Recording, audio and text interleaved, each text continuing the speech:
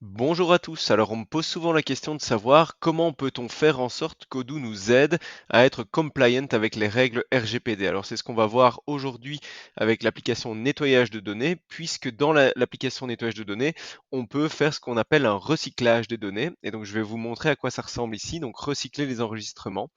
Lorsqu'on va dans la configuration recycler les enregistrements ici, on va pouvoir créer des règles qui vont nous permettre de supprimer ou d'archiver des informations sensibles de personnes directement après une certaine période. Et donc ici, j'ai pris un exemple où je veux supprimer les CV de ma base de données après 1 an.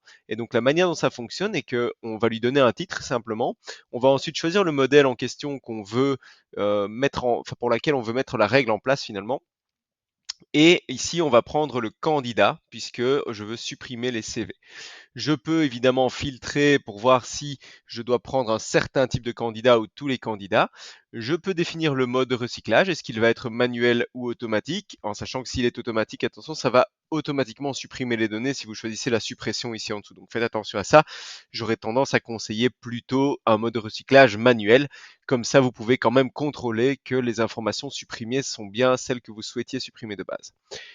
Et ensuite, vous avez évidemment, comme je le disais tout à l'heure, l'action à recycler. Donc, est-ce qu'on veut archiver les documents ou est-ce qu'on veut les supprimer? Et est-ce qu'on veut inclure la section archivée de la suppression ici simplement? Ensuite, on va définir une personne à notifier et ensuite, on va définir le moment où on veut faire ce recyclage de données. Par exemple, la notification peut avoir lieu tous les 12 mois et je vais ici cocher ou non inclure les archivés ici. Une fois que c'est fait, je peux soit exécuter ma règle tout de suite ou soit laisser les actions planifiées tourner finalement pour que le système de recyclage des enregistrements me montre tout simplement les différents objets sur lesquels je vais pouvoir faire des suppressions. Et donc ici, on voit, j'ai bien ma règle supprimer les CV après 1 an. J'ai tous les CV qui sont dans ma base de données. Je peux une dernière fois les vérifier pour être sûr que c'est bien quelque chose que je dois supprimer. Une fois que c'est fait, je peux valider tout simplement et l'enregistrement n'existera plus dans ma base de données. Si je veux faire ça pour tout en une seule fois, je n'ai qu'à tout sélectionner et valider simplement la suppression et aussi simplement que ça, la suppression est maintenant faite.